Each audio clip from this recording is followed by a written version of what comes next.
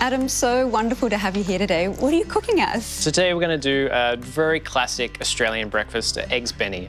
Let's get cooking. Show me how to make this deliciousness. Okay, so first what we're going to do, we've got some eschalots, garlic and chilli here. So we're just going to chop these up. What I actually might get you to do, if you can get this pan heated up, and we'll just swap over. We want really high heat, so let's put that up to about 10. We want to sear those mushrooms. Yeah, we want to fry them off really nicely. Eggs Bene usually has like ham or smoked salmon. I find that on every cafe menu. Yeah. What inspired this vegetarian version? I think, you know, when you do have such beautiful produce, such as these mushrooms, they really stand alone without the need to have any kind of ham or salmon or anything. So I'm just going to chop these eschalots up. So Adam, where are these mushrooms from?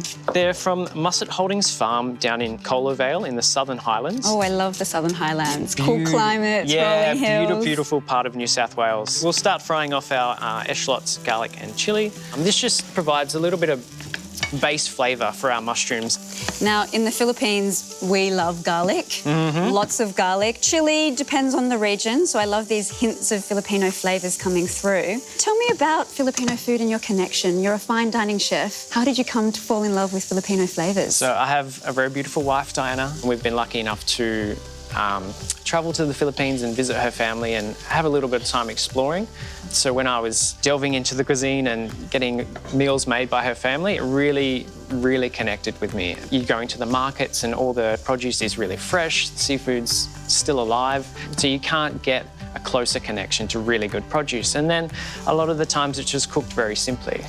And, you know, with Filipino food, it's the flavours, it's the produce, but it's also that spirit of coming together, you know, to talk about the experiences you've had between breakfast, between lunch, because so much can happen and you slow down and want to spend that time together as a family. Yeah, that generosity and hospitality, I think, really resonated with me as well. Like, just at the end of the day, I'm a chef and all I want to do is feed people good food. I think that's very much the Filipino spirit as well, is to, you know, cook for your friends, cook for your family, make sure they have really good food on the table and look after each other.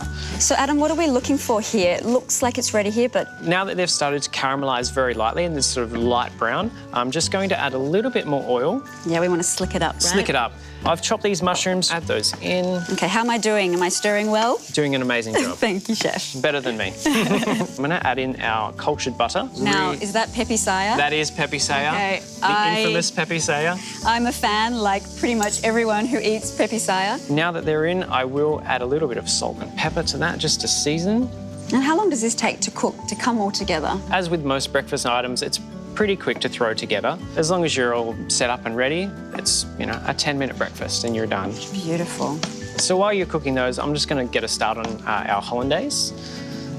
So we've got a little pot of simmering water here with a bowl over the top. So we've got our egg yolks, calamansi juice and our mustard. I'm just whisking that up till it starts to get really light and fluffy and start to cook those yolks before we start emulsifying in our ghee. So calamansi, it's the Philippines' native citrus. Yes. It's one of my favourites. Yes. So beautiful when you can get the fresh product. Kind of hard here in Australia because it's not commercially grown. I have my own tree, so does my mum, but if you don't have one... Yeah, it's very hard. Yeah, you've got to be in the know with someone that has them. We're lucky enough to have the St. C calamansi juice that's available from Mercato, which is run by Grace and Fidesz of the Entrepreneurs. Yeah. So it's all cold pressed in the Philippines from local farms. What else can you use in place of calamansi? If I'm really honest, I have done a little trick of adding lemon, lime and mandarin, and sort of, it's close, but it'll do the job if you can't get calamansi.